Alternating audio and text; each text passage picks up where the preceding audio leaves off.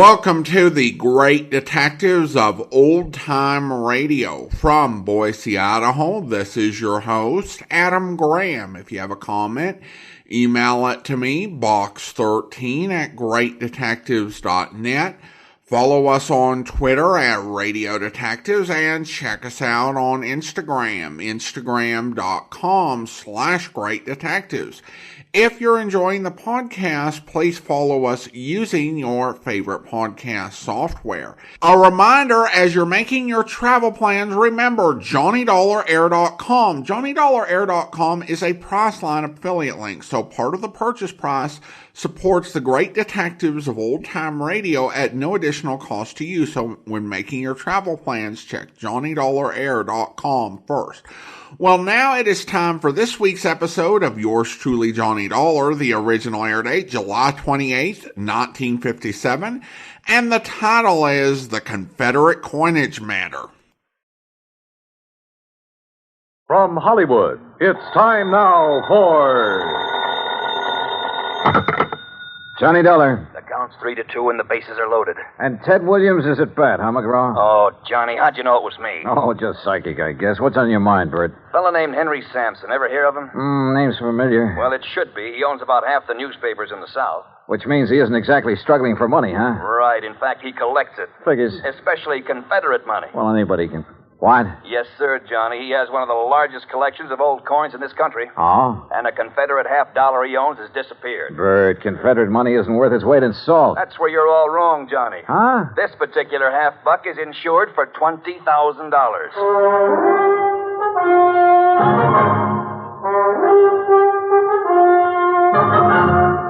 Bob Bailey in the exciting adventures of the man with the action-packed expense account. America's fabulous freelance insurance investigator. Yours truly, Johnny Dollar.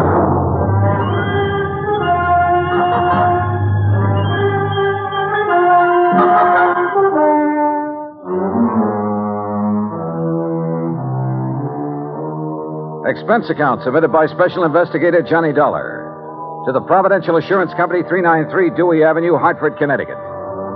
Following is an account of expenses incurred during my investigation of the Confederate coinage matter.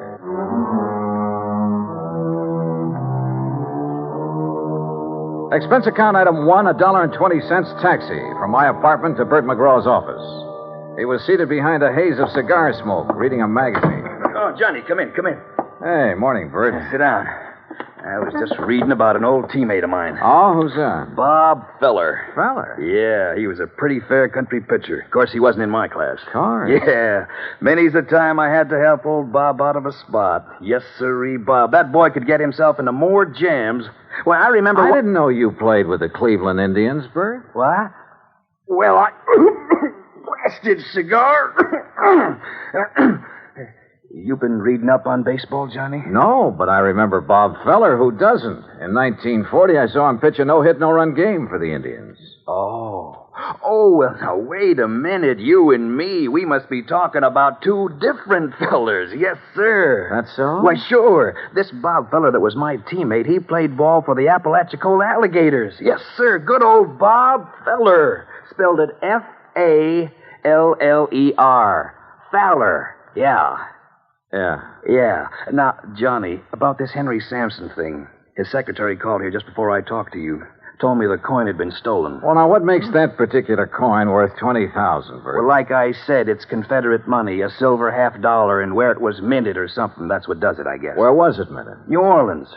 Now, during the whole time of the Civil War, that mint only turned out $4 $50. How come? Well, how should I know? I'm only going by what's on Sampson's original policy application. But you're sure about there being only 4 of those $50? Well, no, I'm not sure. You mean you've never checked? You insured the thing on Sampson's say-so? Well, Johnny, look, we were glad to get his business. Well, you must have been out of your mind. Now stop balking, Johnny. You want to know how come that mint didn't make any more of them? You go ask him. I plan to. Where'd you say he lived? Right outside Birmingham, place called Shade Mountain. Expense account item 2, $107, air transportation, Hartford to Birmingham, Alabama. I claimed my luggage and was about to step into a cab when I was approached by a man of about 30, crew cut, Brooks Brothers suit. Mr. Dollar? Yeah, that's right. My name is Kopek, Michael Kopek. I'm Mr. Sampson's secretary. Oh, yeah. Your Mr. McGraw was good enough to tell me the time of your arrival. Are you all ready to go to Zora?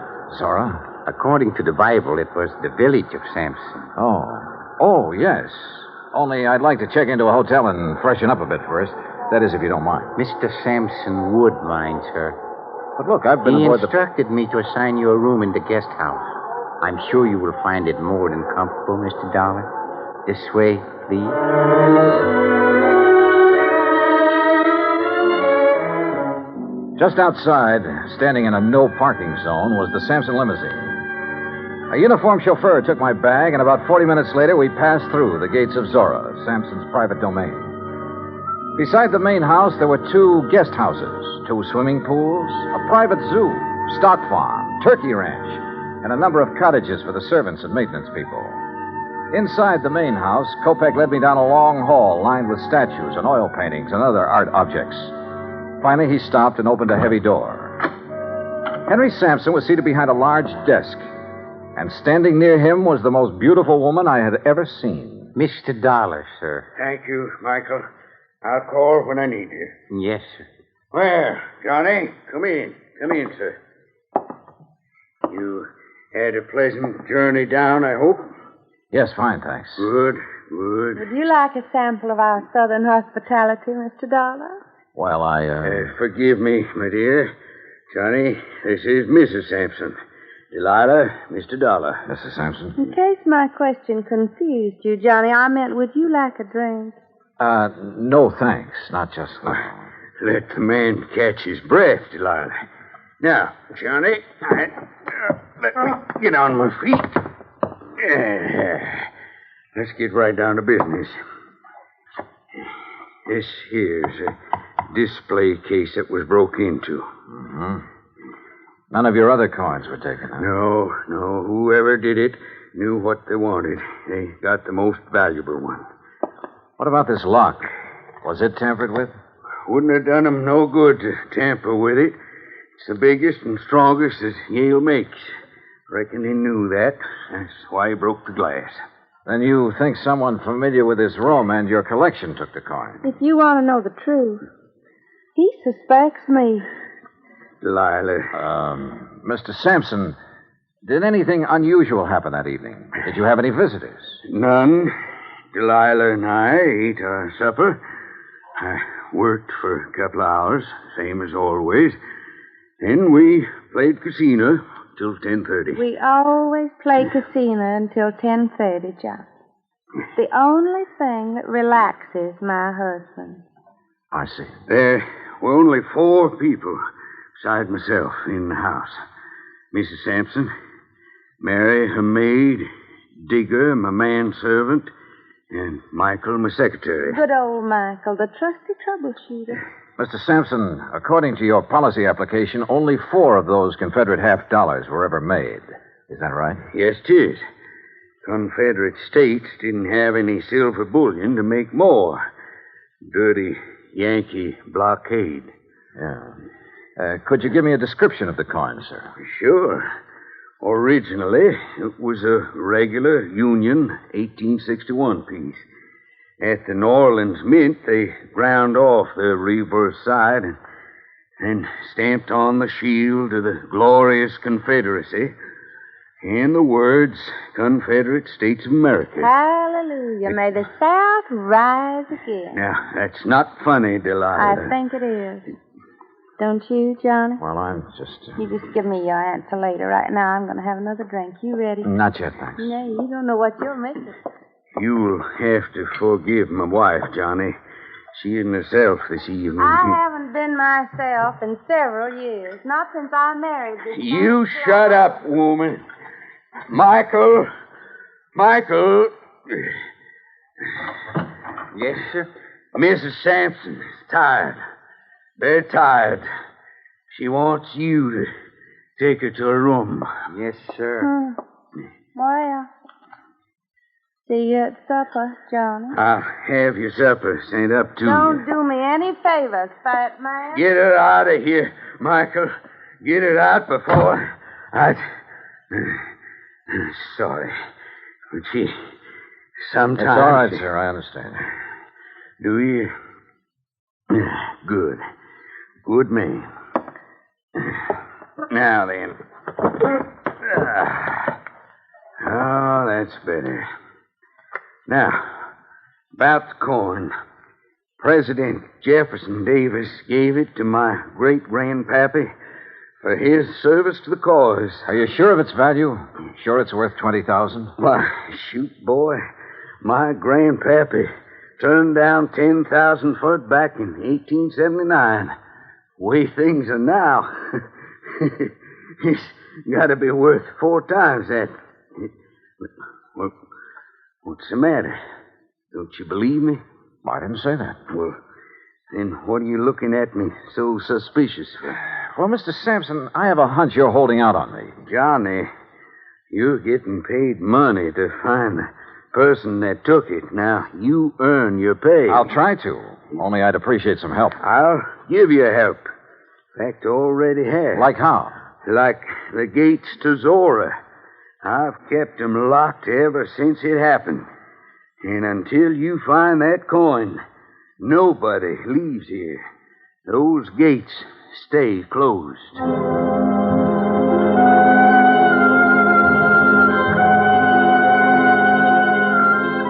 A few moments later, Kopek returned and escorted me across the magnolia-scented grounds to my rooms in one of the luxurious guest cottages. I unpacked, took a shower, then called Bert McGraw in Hartford. Well, how's it going, Johnny? It is not. Oh, come on now, boy. Sorry, Bert, but it looks like a real toughie. You don't want me to send in a pinch hitter, do you? Nope. But how about getting the dust off your pants and doing some legwork? All right, what kind of work? Find out for sure how many of those 1861 half dollars were ever made and what their value is today.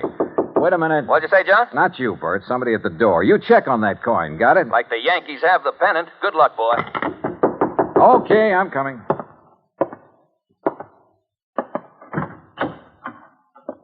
Yeah? Mr. Darl, Yeah, that's right. I'm Mary Williams, Miss Sampson's maid. And I'm Digger. Everybody just calls me Old Digger. He's Mr. Sampson's man. We snuck off and come over here to see you.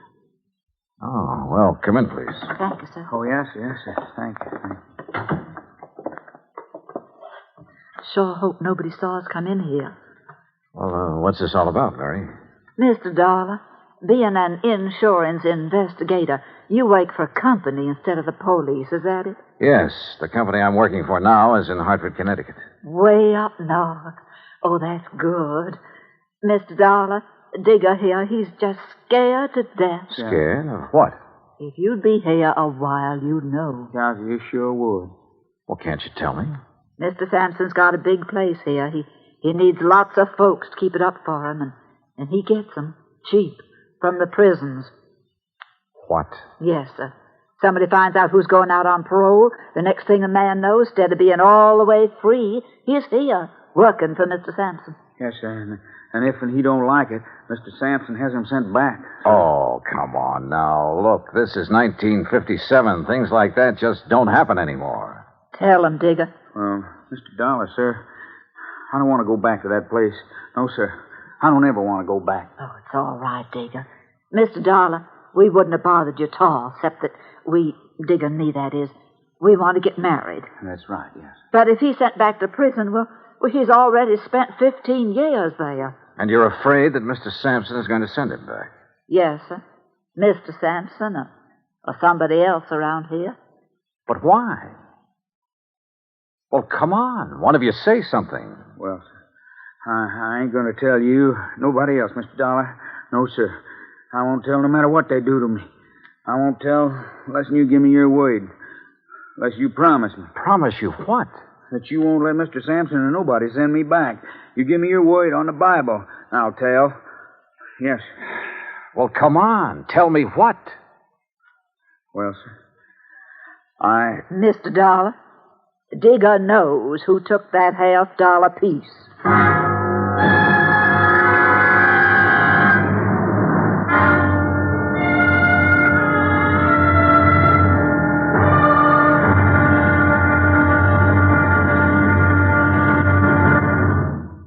Act Two of yours truly, Johnny Dollar, in a moment. The American writer Christopher Morley once wrote, "When you sell a man a book, You don't sell him just 12 ounces of paper, ink, and glue. You sell him a whole new way of life, unquote. Now, that goes double when you give, not sell, a book. But the gift of 550 books to little children increases the legacy tenfold. Near the end of 1960, the employees of the Chase Manhattan Bank started a people-to-people program with such a gift to school children of a town in Tanganyika. That's on the southeast coast of Africa. To give you an idea how the books were received by the children, let me first quote from Francis Bacon. He's an English writer of a few centuries back. He said, "Some books are to be tasted, others to be swallowed, and some few to be chewed and digested." In the past, children in Tanganyika may have done a little tasting and chewing and a little swallowing and digesting. But there's one certain thing. They wound up devouring the books they received from the United States. And they did so much of it that they, the ones in high school anyway, were able to reach the level of English children their age and pass the exams at the same time. That takes a lot of book learning, as they say. Now, the gift of these books from the United States of America may have seemed a small thing to the senders, but the boys in Tanganyika who received them know that they've opened a whole new way of life. They've greatly increased understanding in the classroom of freedom, the right of all men everywhere. And now, Act Two of yours truly, Johnny Dollar, and the Confederate coinage matter. I wanted to help Digger, the Sampson servant who claimed to have information concerning the missing Confederate $50. But I couldn't promise him anything without first knowing more about the part he had played, if any, in the theft of the coin. I did promise to think over his offer and let him know if I was interested by the next afternoon. Anyway, at 8 that evening, I joined Mr. Sampson and Kopek for dinner in the large dining room. After we'd finished our coffee, Sampson rose and excused himself. When you're ready, we got work to do, Michael. Yes, sir. Huh? See you in the morning, Johnny. Have you pulled clues? Nope, not a thing. Oh, that's too bad. But you haven't given up. Kopek, I haven't started. Uh-huh. Well, would you care for something else? If not... No, I'm fine. Then shall we... Yeah, sure. Say, tell me something, Kopek. Anything I can. What about the servants who were in the house the night of the theft? Digger and Mary? Yeah. What do you know about them? Everything that there is to know. I have a file containing the record on every one of Mr. Sampson's employees. If you like, I shall have the information on these two sent to your rooms. I'd appreciate it. Now, if you will excuse me, Mr. Sampson is waiting in the den. You can find your way back to the guest house? Hmm? Sure. Good night. Good night, Mr. Doll. Johnny. Oh, Delilah. Oh, where are you? Up here, on the stairs. No, don't come up. Oh. Johnny, do you like to ride? Well, sure, only it's been a long time since I've had a chance to, and I didn't bring any riding clothes. Well, that doesn't matter. Meet me at the stables before breakfast. You will, won't you, Johnny? What do you think? I went back to the guest house, and about half an hour later, Kopek delivered the files on Mary Williams and Digger. Everything Digger had told me was true. He had spent 15 years in prison on a manslaughter charge. So early the next morning, I crossed the green lawns of Zora and met Delilah at the stables. And a few minutes later, we were riding our horses away from the main house. Where shall we ride, Johnny? You want the cook's tour? Oh, I don't know. What's it include? Oh, the turkey farm, dairy, and zoo. Or would you rather go down to the river? Hey, you know, it's a funny thing, Delilah. What is? I've never seen a river. You fool. Come on, I'll race. Come on, boy. Come on.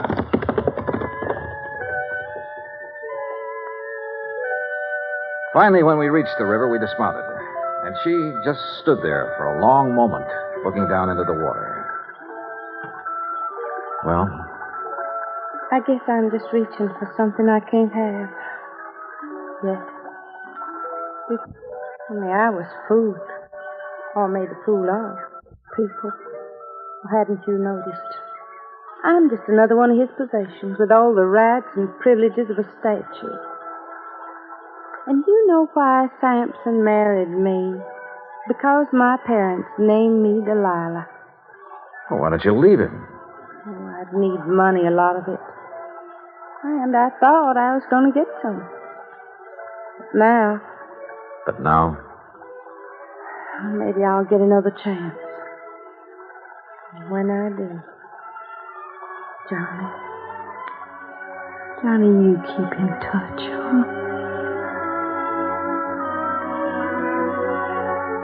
We rode on back, had breakfast, and I returned to my rooms in the guest cottage. Around 11 o'clock, I picked up the phone and called Bert McGraw again.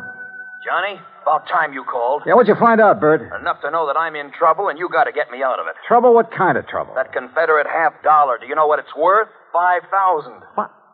But you insured it for 20. I know it, but look, Johnny, it wasn't all my fault. I mean, well, how did Sampson know about the dies? What dies? The dies a man named Scott made 500 of those $50 from back in 1879.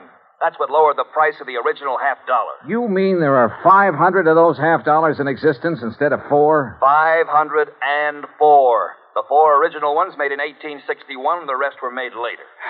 Well, looks like you're out 20 grand, Bert. Oh, don't say that. Unless. Yeah? Unless you're willing to let me try something down here. Anything, Johnny boy, anything. Even if it costs $5 grand? Well, you know what'll happen to me if the company has to take a loss of $20,000 for something worth only $5. Johnny, please, go ahead. Thanks, pal. I'll call you later.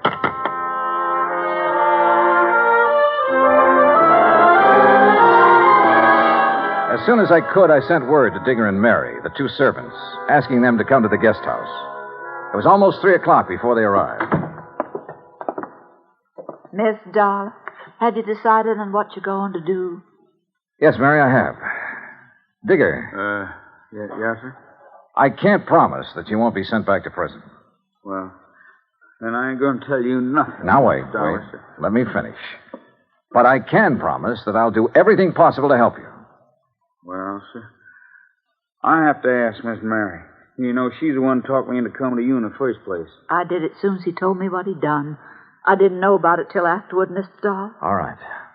Just what did he do, Mary? Well, it wasn't his fault. He just had to break into that case and take that $50. Yeah, sir, that's right. I had to. Why? Because she said that she'd tell Mr. Sampson something real bad about me. Something that'd cause him to send me back to prison. She? Mrs. Sampson? Yes, sir. That's the truth, Miss Dollar. I swear it. All right, Digger, go on. What happened after you took the coin? Well, sir, it all went like she said it would. I got hold of the $50 and ran on down to the river. Late that night, I was on my way back to where I was supposed to meet Miss Sampson and give it to her. Well, sir, then I tripped over something and doggone if I didn't lose it. Oh, wait a minute. Come on now, Digger. You don't expect me to believe that. But it's the truth. Yes, sir. I had it in my hand, and when I fell, it flew out. And you can't find it? No, sir. No, sir. And I looked and looked. There's a good reason why he can't find it, Mr. Doll. Oh? Yes, sir. And you come with us. We'll show you. They showed me, and I had to agree there was a good reason. I told Kopek I wanted to see Mr. Sampson. While I was waiting for him, Delilah came down the stairs from her room. Johnny, I saw Digger take your suitcase out to the car. You won't leave him. I will be in a few minutes. Well, Johnny, have you found the coin? No, not quite. But I know where it is. And I know how it got there. You do? Why did you do it, Delilah? Why did you make him do it? Well, you ought to know by now, Johnny. I did it for the same reason I've done everything else in my life, for money. I thought I could use the money to get away from here. What did you do now? I don't know. It's up to him. You do have to tell him, don't you? Yes, Delilah. I'm afraid I do. There's no other way? I mean, well, couldn't you say one of the servants... No, Delilah, don't you say it either. Okay, John. See you around, huh? Sure. See you around.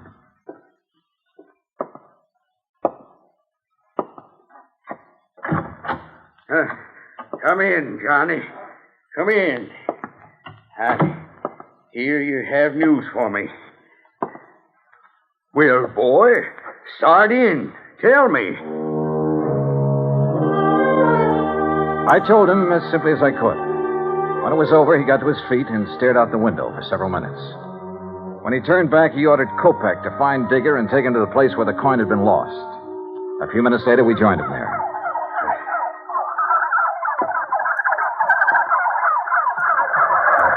I can't believe it. This where you lost the $50, Digger? On the turkey farm? Yes, sir. Yes, Mr. Sampson, sir.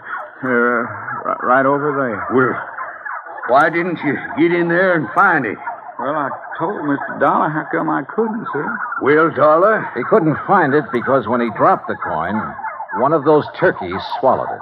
Dollar, what do you mean, one of those turkeys swallowed it? Well, sir, just what I said. Turkeys will eat anything that glistens or shines that's dropped near them. And since Digger was cutting across this field when he dropped the coin... But, boy, do you realize there are 2,000 turkeys in there, and any one of them could have my $50? The $50 Jefferson Davis, president of the glorious Confederacy, gave my grandpappy. Any one of them could have it stuck in his skinny redneck? Yes, sir, it certainly could. Well, good. Now, you just tell me, how do you propose to get me my $50 back? You can't do it. You'll have to give me my insurance money. Yes, we know. That's why we're willing to buy the turkeys from you. What? Yes, sir. I'll give you $5,000 for the turkeys and guarantee to return the coin within 90 days, providing... Go on. Providing you allow Mary Williams and Digger to leave here and be responsible for the recovery of the coin. You mean you're going to let them tend the turkeys? I'm going to give them the turkey. What? Oh, Mr. Dollar, you're a good man. Digger, you miserable... You hush up. Well, Dollar, you sly fox. Doggone, boy. You just got yourself 2,000 turkeys.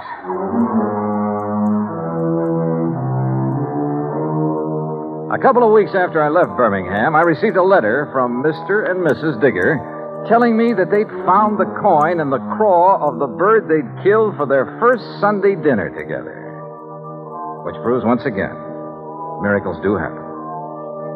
Expense account total, including transportation back to Hartford, $405.10. Yours truly, Johnny Dollar.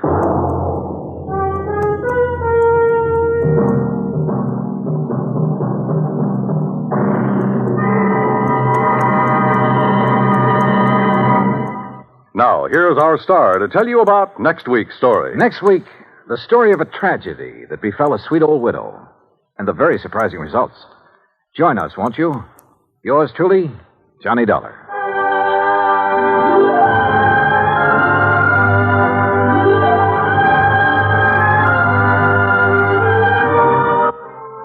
Yours truly, Johnny Dollar, starring Bob Bailey, originates in Hollywood. Written by Charles B. Smith, it is produced and directed by Jack Johnstone. Heard in our cast were Virginia Gregg, Eleanor Audley, Herb Ellis, Herb Vigran, Forrest Lewis, and Vic Perrin. Be sure to join us next week, same time and station, for another exciting story of yours truly, Johnny Dollar. This is Dan Cubberly speaking.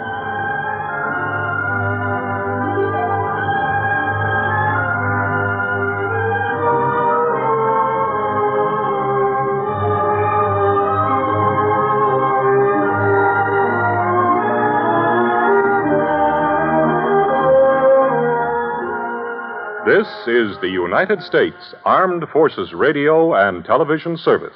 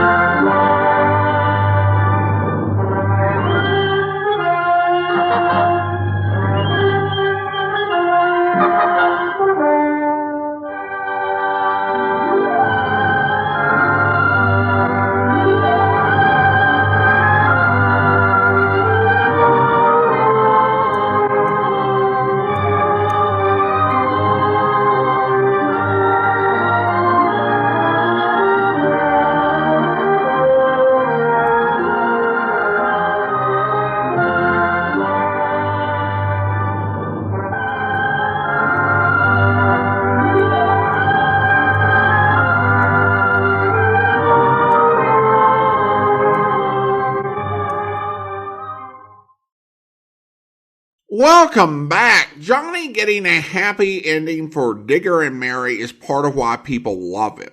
He has the sense of justice and tries to help wherever he can. And it's a good solution because Burt McGraw doesn't really want 2,000 turkeys, doesn't care about 2,000 turkeys, just wants out of this mess he's in for having insured this coin for 4 times its value. The episode does shine a light on the fact that there were a lot of shady prison practices that still existed, and certainly this sort of arrangement wouldn't have been unheard of. How seriously listeners might have taken it, I don't know. One thing I do question is the logic behind the coin's value. What would have made the original 4 coins valuable was that they were the only ones that were minted at the New Orleans Mint in 1861. That someone else made 500 more coins 18 years later really doesn't seem like that should affect the value. I'm pretty sure those would be considered replicas, and I think that they would be valued separately and would most likely be worth far less than $5,000. It seems to be what Charles Smith is saying, the way he wrote this, is that the 4 coins minted in the 1860s and the replicas all average out and have the same value. And I'm pretty certain that's not how that works. Now, I'm not a coin collector. Maybe he was and has some special knowledge of how Confederate coinage would have worked. But I would welcome it if anyone has any insight on how he might have been right. And I may just be misunderstanding it, because it seems like what he has here just doesn't make sense, at least to a layman. Alright, well, now we turn to listener comments and feedback. We have a couple of comments on the Felicity feline matter. We start out over on YouTube, where Simon writes, I love almost all of the radio you present, but I'm afraid I'm a bit cautious when an episode involves Howard McNear and pets. Oddly specific, but I do understand what you're talking about, Simon. And then we have a comment on Instagram from Brains, who writes, this one was so fun, and for once I was able to tell Virginia Gregg was in the cast. She is so good at changing her voice. I have a hard time picking her out until you mentioned that she was in the show. Many of the regular men I recognize as soon as they turn up. Well, thanks so much. I appreciate your comment. And with Virginia Gregg, I have that issue as well. She has many voices she does, and there are a few that I've gotten to the point where I recognize, but there are a lot where if her name's not in the credits, I just don't know that she's there. And I also like that you enjoyed it, as we've had some interesting feedback on that episode, and that illustrates part of why we play it, because some folks may like an episode and others not. Well, now it's time to thank our Patreon supporter of the day, and I want to thank Kelly. Kelly's been one of our Patreon supporters since September 2018, currently supporting the podcast at the rookie level of $2 or more per month. Thank you so much for your support, Kelly. And that will actually do it for today. If you're enjoying the podcast, please follow us using your favorite podcast software. And if you're enjoying the podcast on YouTube, be sure to like the video, subscribe to the channel, and mark the notification bell. We'll be back next Friday with another episode of yours truly, Johnny Dollar. Join us back here tomorrow for Dragnet, where... Then you're still in the same case, too? Yeah, same one. It seems to me it's taking an awfully long time. Well, we've been on it 2 months, yeah. I'll never understand it when people write bad checks. Always get caught. Well, it's easy living while it lasts. Now, you know what the man's handwriting is like. Don't you know who the man is? Well, we think so, Ma. We're not sure. There's hundreds of checkmen who work almost alike. Some of them even look alike.